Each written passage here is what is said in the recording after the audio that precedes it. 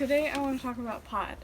I just finished reading this book and I feel like I'm just desperate to talk to someone about it. As soon as you finish a book, well, at least I do, if it really sat with me, I just immediately want to go on like Storygraph or Goodreads or Reddit and like see what other people have said about it. And no one else I know has read this book yet. It's pretty new. Like, I'm pretty sure it's part of the Women's Prize this year. Oh yeah, so it was published in 2023. I actually decided to put this on my list because of a video by Lena Norms, and I really trust her recommendations. I love her vibe, and she obviously has huge concerns about the climate and sustainability and stuff like that. So some of her reads are based on that, and this is definitely one of those. When I explained the concept of this book, first I think people will think that's like childish and weird, bizarre, but like this book is the opposite of childish. It's definitely not suitable for children, even though it's narrated by animals.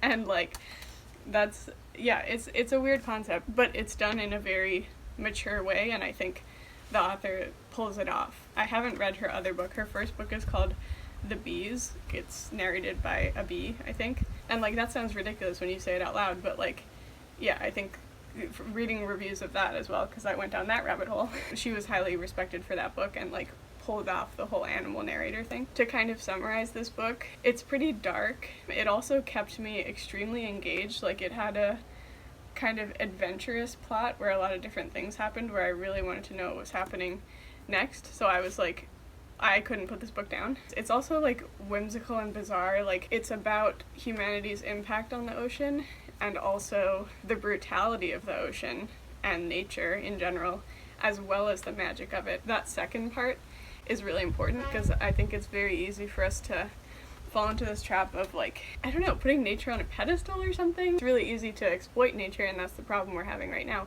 But it's also really easy to be like, oh my god, like nature's so beautiful, I just like, there's this spiritual connection, but like you can't forget in having that very magical spiritual moment with nature that there's also this other side to it. Like, nature is inherently brutal. Like, it's about survival, and you know, it's based on cetaceans, and we know that cetaceans are very intelligent and they probably communicate. I think that something this book did well, though, was kind of portray that a lot of communication in the animal kingdom, it could be through physical touch rather than like speaking. Like, for humans, and like a lot of the experiences in the animal world are just like things happening to your body, or like chaos and panic, or smelling things and tasting things, and like that's a significant part of the experience, whereas for humans a lot of what we experience is like sight and speaking.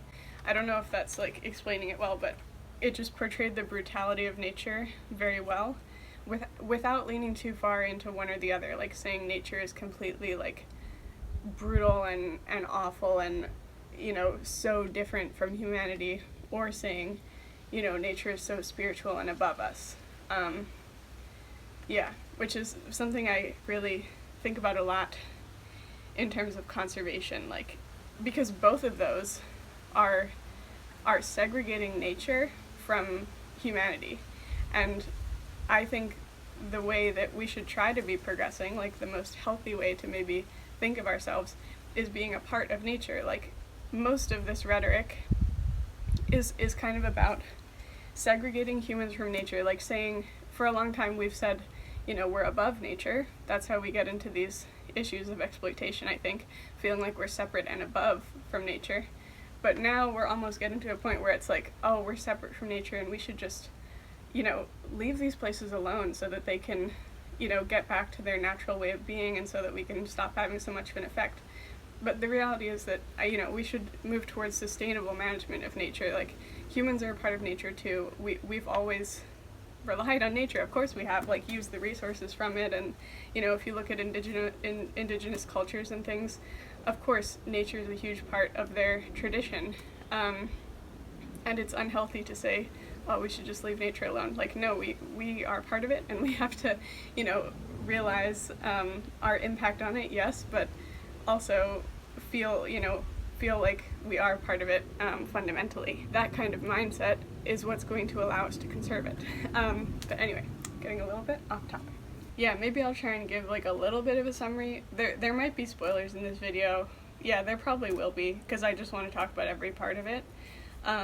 But it's told from the perspective of animals. There's like different stories weaving through it. So one of them is from the perspective of a spinner dolphin called Ia, and then there's other cetaceans too. Like there's parts from the perspective of a pod of bottlenose dolphins, and also a lone humpback whale, his story, and then there's like a wrasse. Some of the story was focused on a wrasse. I think that's all the narrators. I was pleasantly surprised to find that the book didn't like stick to a regular schedule of switching between these different narrators, like, you know, because sometimes it's almost like, okay, like, I know that you've set it up so that every third chapter has to be the wrasse, but can we just like skip this because I'm really interested in what the dolphin is doing? Like, yeah, it wasn't like that. Like, I thought that the author did a good job of progressing each story in a way that was satisfying to the reader, and also, you know, just made sense for the story itself. Interesting choice of subjects, because in the couple of reviews that I read, I think most people were liked the wrasse the least, like the parts with the wrasse, and I did as well. Like, they were definitely slower, but they were still interesting. And I was just thinking in my mind, like, all the others are cetaceans, which we know are extremely emotionally intelligent. You know, I think that people can identify with cetaceans the most because, you know, they're mammals, and like we have this emotional intelligence that we share. You know, maybe the author also included a wrasse, which is a fish, to kind of say, like, you know, I'm not just talking about all these animals in the ocean that we traditionally view as intelligent, like, I'm talking about all of them, and all of them are individuals, and they have lives, and they're worthy of you know, respect and dignity and stuff. And I think that was cool. I think that was an interesting choice. Like, if she hadn't included the fish, yeah, I just think it was extremely good to include the fish. There's this other book, I actually haven't finished reading it, but it's called What a Fish Knows, and it's all about kind of how fish experience the world. And there's this weird gap, I feel like, in humanity in terms of fish, because, you know, reading that book, it was like people for a long time didn't think that fish felt pain. And for example, we have this weird like double standard where fish is not meat, but I mean, I would call it meat, but anyway, people think that fish somehow don't feel, or like they don't experience like emotions, they don't have memories. Like, of course they do, and this book was kind of talking through the science of that. But yeah, it's just weird how we kind of are comfortable dehumanizing fish. Like, we almost see them in the same like emotional category as like bugs or something. Like, you don't think twice about killing it, but maybe you would think twice about killing a mammal. The other thing with fish is we're kind of okay with killing them in a way that's less humane than a lot of other animals, and this is addressed briefly in the book. Like, when you bring up a huge net of fish, you know, most fish are going to die agonizingly slowly of suffocation on deck of a boat, you know, over time, because they're just left to flop around on the boat when they're pulled up, or, you know, they're crushed and suffocated among the bodies of their peers, which is really just harrowing when you think about it. But yeah, this is acceptable for us, and in a lot of ways maybe it wouldn't be with like farm animals. So anyway, we have the different perspectives. So we have two different dolphin perspectives, and a whale and a wrasse, which feature probably less prominently. But yeah, there's so many things going on in this book. It probably focuses on Ia, this spinner dolphin, and she kind of has this thing where her whole like culture of her tribe, I guess, of spinner dolphins is like, you know, they dance and like they take joy in that, and that's like a big like cultural thing, but she can't seem to spin, and she can't seem to be as happy as all the other people, all of her other peers. Like, she feels like really quite emotional a lot of the time, and she hears stuff that they don't hear in the ocean, and I guess she feels the pressure to appear happy, or to appear like she's fitting in with everyone and able to spin, but she really doesn't. And I think that theme of kind of toxic positivity comes up a little bit in the book. It seems like she has to shield her emotions from being felt or something. she can't admit to anyone that she's sorrowful or anything. It just made me think about climate doomism or whatever, where people are kind of leaning into this thing, what's the point of acting on climate? We're already too far gone. I'm just going to be depressed and apathetic about it. So yeah, she can't spin, and she goes through all these things. She eventually gets a remora parasite attached to her, which you find out is like a really great shame in this society, and like everyone kind of avoids her. There's no way to get the remora off without leaving a scar and potentially attracting sharks because of the blood. And to be honest with you, like, this part of the book was the most kind of horrifying to me, like, because there's other parts of the book, just to say now, there's like really intense like sexual assault and rape. Yeah, I found the remora just highly disturbing, maybe even more than the sexual assault, because he's just this awful little creature. Like, it's not comedic at all, in my opinion. Like, he's just like this terrible little creature who can sense like everything that Ia is thinking. Like, she can't even have like private thoughts, and like he's always behind her ear, like whispering terrible things about her character and how stupid she is, and like how she can't do anything right, and much more intense things based on like the thoughts that she has about herself and like the things that he sees going on around her and stuff like that. And man, it's just awful. And I felt like this was an echo of this like toxic positivity, because this remora that in my mind represents like negativity in the book, he's definitely just the critical part of her brain, almost like the devil on her shoulder or whatever. And a lot of it was focused on how much of a great shame it is to have a parasite like this in their culture, and it seemed like it's just a great shame to be critical of yourself, or like be sad at any time, or to show that to others, which I thought was very interesting. I might jump around a bit, but in the beginning of the book, Ia is kind of connecting, you learn, to this like lone humpback whale who you figure out is singing this really sorrowful song, and he's all alone because a lot of his family have been killed by ship strikes. And this is a really huge issue in the ocean that maybe people are not super aware of, like especially on the high seas. Like, ships cross historic migratory pathways all the time, and for one thing, it's the noise. Like, there's huge noise pollution in the ocean. Like, all cetaceans rely so much on vocalizations and sonar and singing and clicks and stuff like that, and now they're living in an ocean where they could be drowned out by the noise of ships. So that's, I think, weird and tragic, disrupting their whole sonar environment in a way that we can't even imagine. But then the other part of it is these ship strikes. Like, cetaceans are going to go where they want to go.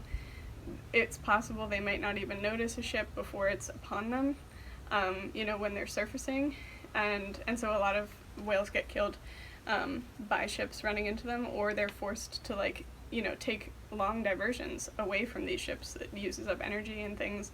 It might disturb them from when they're feeding. So yeah, I thought it was interesting to portray that. So she's kind of connecting with this humpback whale in the very beginning about sorrow, and it seems like everyone else in her spinner family doesn't want to address that. Like, they can't even hear it. This kind of also, this stuff about like remaining positive versus giving into sorrow a little bit might also be related to just a larger commentary on, I guess, how we're addressing climate change. Like, yeah, on the one hand, you have people who completely ignore it. Like, they can't even hear it, they can't even feel it, we can't feel the incremental, creep of climate change. We just see it in catastrophic events sometimes, and we see it in scientific predictions, but it's so slow that we can't, sense it in a tangible way. Kind of like how these spinner dolphins can't hear the song of this humpback whale. And then it's like, I also understand if you go too far the other way. It's like, if you just give in to sorrow, first of all, you should feel sorrow about it, because maybe that'll prompt you into action. You should feel anger and you should feel sorrow. But if you lean too far into that, you might get to this place of like climate doomism, where you're depressed and apathetic, and you're like, there's no point in acting because we're too far gone. And that's completely poisonous also, to give too far into sorrow and, you know, the remora, or, you know, the sad songs of a whale. So yeah, that's just what it made me think about. Ia eventually leaves her pod because she has like so much shame, and like her mother is killed by a shark kind of because of her trying to get rid of this remora. So she ends up, you know, leaving this culture that she hasn't really identified with, and like she just kind of sees it as a self-sacrifice because she's also gotten this weird message from like manta rays that they saw. Yeah, so it begins to get more traumatic because she is raped by this pod of bottlenose dolphins who have been thrown out of their culture, which is a really scary and like militaristic culture depicted in this book. Like it's just, yeah, that made me feel gross too. Like the culture is just so stifling of women, and it's very like brutish, and even the women, you know, who are completely controlled by the men are further, you know, developing their own systems of control internally, which just make you feel disgusting, and everything is like fake, and it's a really stressful way to live. But if you're outside of this power hierarchy, you're completely unprotected by the pod, and so it's like you will be, you know, picked off by a shark potentially. It's just this like scary way to live, and yeah, that's just an example, I guess, of the brutality of nature depicted in the book. But yeah, then she kind of gets into this thing where, you know, Ia is taken eventually back to this pod of bottlenose dolphins. So she's a spinner dolphin, they're bottlenose, they have a totally opposite culture to her own, and she's kind of forced to become a part of it, because, you know, they kind of keep her in line physically, and also, like, what are her options if she leaves? Like, she'll just be unprotected and might die in the ocean alone. So much happens in this part. Like, she's kind of part of this harem, like the first harem of like co-wives for the leader of the bottlenose dolphin tribe, and like his one of his wives has a son who is maybe depicted as like mentally disabled or autistic potentially.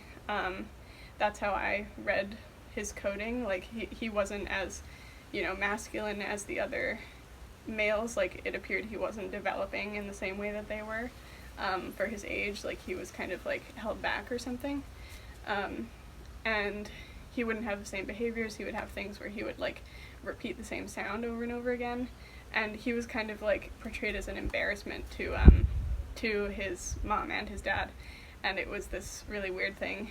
Yeah, so the lighting is probably different now, but I'm not done talking about Pod, and I realized that I forgot to talk about Google, this other bottlenose dolphin, one of the other perspectives in the book, and that was really interesting because he was a military trained tool, basically, and so he's never met like a wild dolphin. He was raised in captivity, and he's in this really traumatic situation where it appears maybe they're trying to get rid of their like dolphin tools or something. So he's in this mission where he has to go down and like attach something to a boat, which I guess contains like all the dolphin tools, and like he somehow makes it out alive, but he's like really badly burned, and he's like fleeing, and he doesn't know what to do, because the only thing he knows is you know, his handler, and he has only known the other dolphins like in other tanks. Like he hasn't really socialized with them,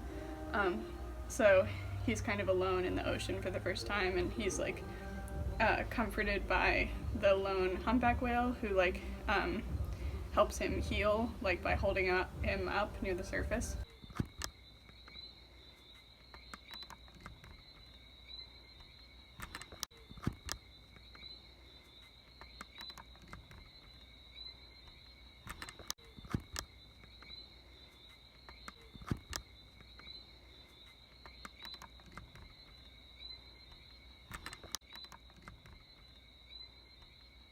Let's see if I can get back on track. I wanted to talk about some like themes and key messages from the book, and I think a big one is identity and community, maybe. I mean, what's interesting in the different perspectives that are portrayed is that everyone is kind of out of place, or in a couple of cases it's like they're very stable, but they've decided, they're very stable, but then something happens to destabilize them. So, like, for example, Ia, the spinner dolphin, is out of place in her own, like, culture, in her own pod. She doesn't identify with it, and she has to leave. Another example is the wrasse. Like, he's displaced from his, regular territory because he sees his family be fished out, and he races to find somewhere else to go because he has so much shame, and the other creatures that join him or have also been displaced, so there's kind of upheaval. And then the humpback too, he is not in a regular situation for a humpback because he should be in a social group or he should be mating, but he's chosen to be in this place where he's alone, and it's actually in the middle of all the ships, so he's in a dangerous place where not a lot of whales go, trying to tell everyone else to stay away. And then of course Google is kind of a weird situation because he's actually displaced in the ocean. Like, he's for the first time in the ocean and he's disoriented, and it's a huge period of upheaval for him, and like that's kind of cruel and traumatic to think about because he's been denied a life of growing up in the ocean, so now this is his scary, dangerous place, and like his human existence and the military structures are his like safe place and somewhere where he feels comfort, so there's upheaval for him. And I think a really interesting one is the bottlenose dolphin kind of tribe, which I haven't talked about a lot, but there's Devi there, who is the like first wife of the dominant dolphin or whatever, and throughout the whole book she is in an extremely stable place. Like, she's the top of this hierarchy. However, there are these undercurrents where everyone is trying to like disable your power at every point. Everyone's trying to like change the hierarchy, so she has to like keep everybody in line, but there's this threat of instability and a change in dynamic. And something that's really interesting is at one point the bottlenose dolphins have this big moment of change in their very stable existence, which is like, they call these games or whatever to choose a to reestablish dominance hierarchies, and like the second in command male dolphin appears to take this as a way to take away power from the dominant dolphin, and he and his firstborn son, who's the kind of perhaps autistically coded dolphin that I was speaking about before, and he kind of like he leaves them out in the open ocean, it seems like they come back later, but that's what he appears to do, to kind of take over, and this leads to a huge period of instability. But the difference is that this period of instability, like for all the other perspectives, they're having this period of instability, and it's like forcing them to discover a new identity, but it's very traumatic. But then in this period of instability, we kind of get this moment where the female dolphins have their first moment of like true power, because before they were broken down into like harems, and like they were controlled in that way, and each harem had like a lead person who was like trying to keep dominance of that one. But now all the females are just grouped together in one big group of females because the male power structure has changed and they haven't like organized that yet. And what we get is this moment of true genuineness and female like bonding and power, because for the first time they can speak freely and like they don't have to act and like be preserving their power all the time. So it's just interesting how the book develops the identities of each character. Some of them go from stable to, most of them go from stable to an unstable, like, place where they feel kind of out of place. But then with the bottlenose dolphins, it's kind of like everything is so structured and then it all becomes chaotic, and that actually sparks growth. Just one of the key messages I took from the book was kind of the importance of community, because the communities shift so much. You know, in the beginning, Ia doesn't feel at home in her community, but then in the end she kind of joins a new one that is healthier and more powerful because of what they've been through and the things that they've learned together. You know, Google has to leave his kind of foreign forced community of the military and enter this world of dolphins. You know, the central character, I feel like, threading through everything is this, like, lone humpback whale who, his whole story is about community. Like, he has to leave his group behind and be alone, and by the end, like, we're hoping that he's gonna rejoin someone else, and it turns out that, I think I'm remembering right, that, like, a group of whales that had only wanted to think happy thoughts before are now joining him and, like, realizing the importance of also singing sad songs sometimes. The whole bottlenose dolphin community gets reformed as well, and it's a pretty beautiful example of it with the wrasse, where they kind of build their own unique reef community. And, you know, various animals have been displaced because of reasons like, you know, coral bleaching or, like, bottom trawling. But now there's this new eclectic community building and they have a newfound appreciation for each other. And yeah, it's just this kind of contrast between the brutality of the natural world, but also the importance of fostering relationships, and relying on others and growing with others. You know, and I do think those are interesting messages for the book to have, because I guess they kind of reflect on how humans are dealing with huge natural catastrophes. In my mind, I think about that a bit. Like, the importance of community is really vital to me, because community is kind of like the antidote to capitalism. Yeah, I'm sure you know what I mean when I say that. It's like, capitalism is very individualistic, and, like, we're exploiting everything, and it's everyone for themselves, and, you know, instead we could try and pursue a more sustainable lifestyle that relies on community support, and which is, you know, not only community between people, but recognizing our place in the natural world, and, like, we're part of nature, and, like, we can't just take everything now and kill all the things that we rely on. So that's interesting. But it's also kind of like the bigger picture too, you know, all these characters going through this big catastrophic change and coming out different, and I think in all places better on the other side. It's kind of alarming but hopeful. I mean, maybe it's kind of saying that we feel like we're powerless in these big issues like pollution and climate change and biodiversity loss, and we see it getting so catastrophic, but we also have evidence that when we do employ, you know, conservation and management measures, these systems recover, and it's incredible how they recover. So I don't know, that's just a little connection there. That's what it made me think of anyway, and especially thinking of community being kind of the opposite to capitalism made me think of that too.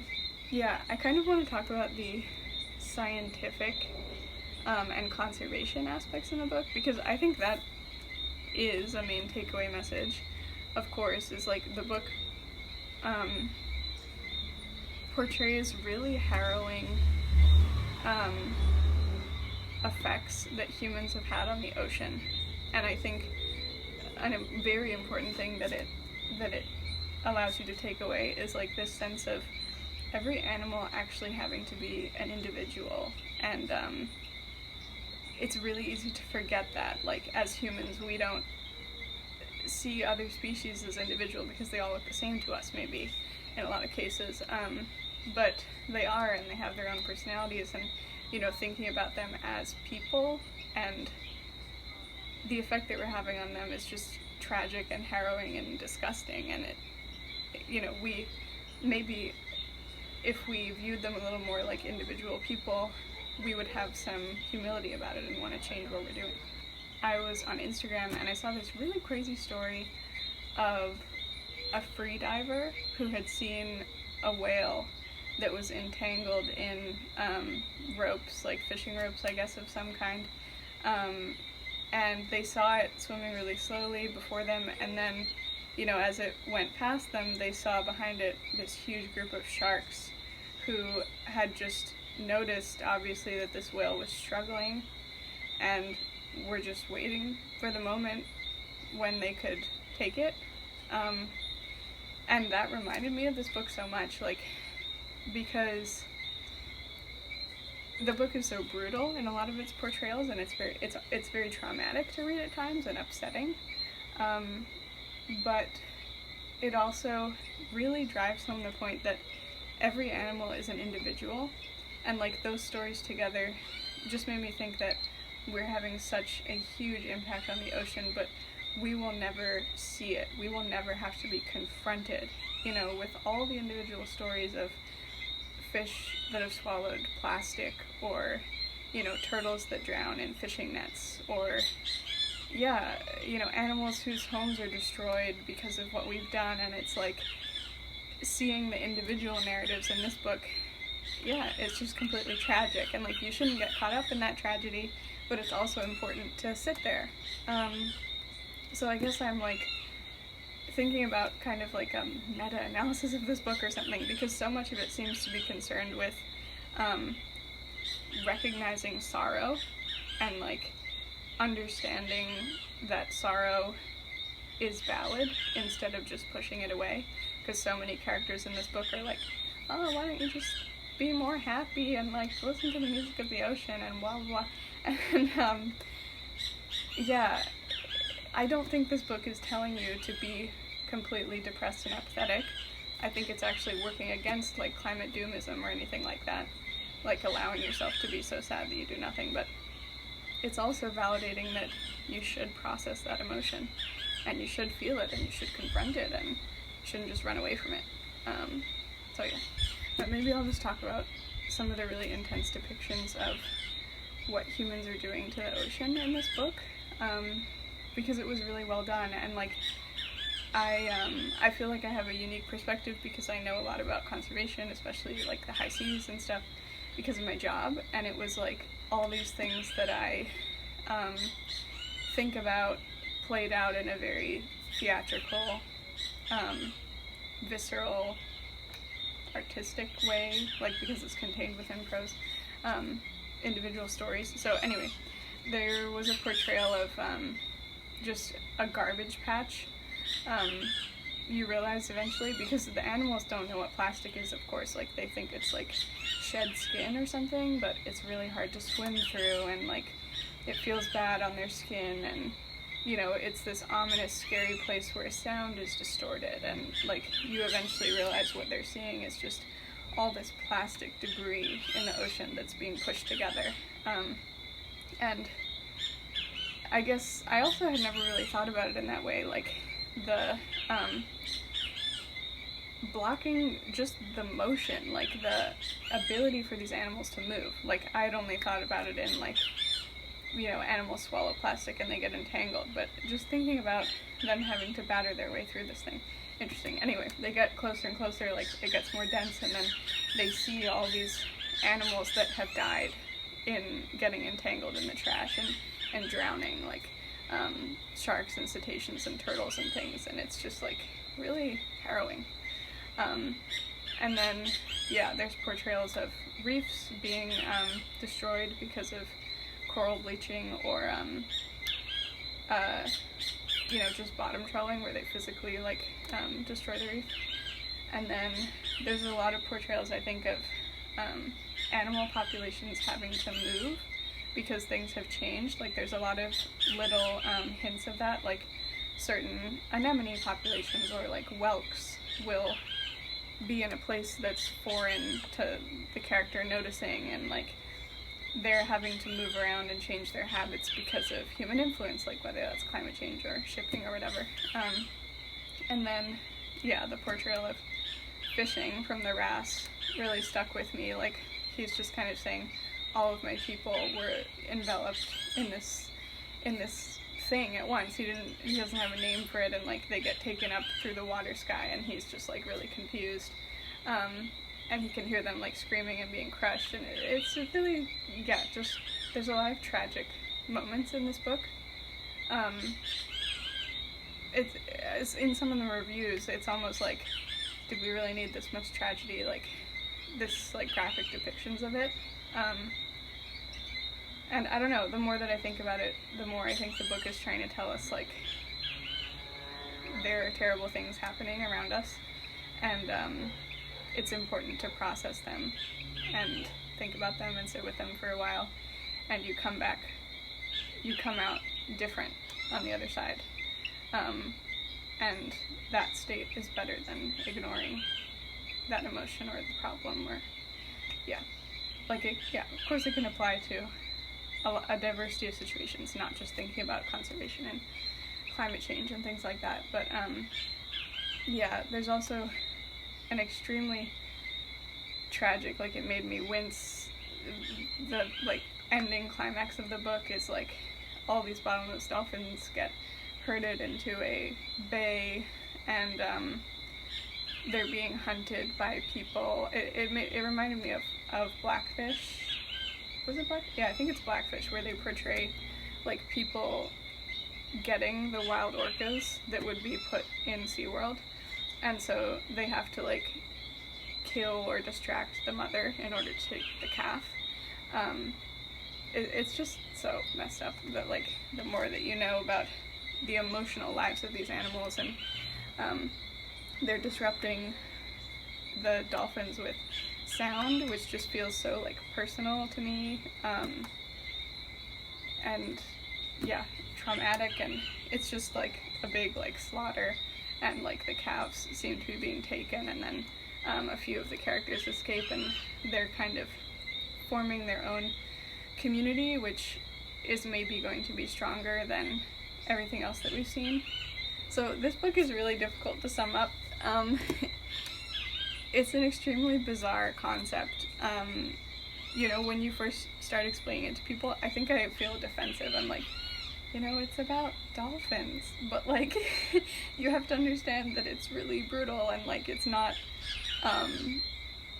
ridiculous or silly. Like it's serious work, and it's hard hitting, but it's just a concept that people maybe don't take seriously, because it's about animals. And I think some people have an issue with like anthropomorphizing, and I guess I just don't really have that issue. I think a lot of scientists warn against it. I think it's interesting and valuable to regard animals as people. I mean, I'm kind of a fan of this idea the more that I think about it, because it makes you think about them as individual and like you, like deserving of the same respect that you deserve. And I think that that's true. Like, how can we say that that's not true? We're all a part of nature, and we have to figure out a way to live so that we benefit ourselves and also benefit everyone who's not us, all other species, and everyone who will come after us, you know? That's the only way that we can actually live sustainably and productively, is if we do that. It's something that we're not doing now. But I just want to kind of drive home that it's not this like airy-fairy hippie idea. Like, it kind of is, but I'm a little bit cynical, and I can see how people would pick that apart. It's not a completely hippie idea, it's kind of a practical idea to regard animals as people, as having like some kind of humanity and dignity and stake in this, and giving them respect because they deserve it. And it also, like, we depend on giving that respect to them because we're a part of their world. We're like, we view ourselves as separate from nature, but we're not. we depend on having it be healthy. So anyway, I think this book, you'll love this book if you love the ocean, and if you are concerned about climate change and the impact humans are having. I think you'll also love it if you're kind of emotional, and if you think about this kind of toxic positivity versus climate doomism spectrum. I feel like it does a lot of commentary there on the value of just sitting with your emotions, even though it does portray really horrific scenarios. But yeah, I found this book gripping. I couldn't put it down. I finished it really quickly because I just wanted to keep reading. And the language is really incredible too. I learned a lot of new words from this book. So yeah, I would say it's very, very valuable, and it's very, it has a lot of artistic merit, but just be cautious about how brutal it is. Yeah. So anyway, I guess I got out what I needed to get out about Pod, because ever since I finished it, I just haven't really stopped thinking about it, and I keep connecting it to other things in my mind. So I was happy to talk about it. I don't even really know if I'm going to upload this, but it's been interesting to just totally unscripted talk about it and consider sharing my opinions with others to see if they agree or disagree. Yeah, it's not a super scholarly video, and people might disagree with the takes I have, and that's totally fair. I suppose you have to read things a few times to really understand, like, be able to pick it apart in a literary way, but that was kind of what I was thinking right after reading it, and just reading it really fast. So anyway, that's Pod.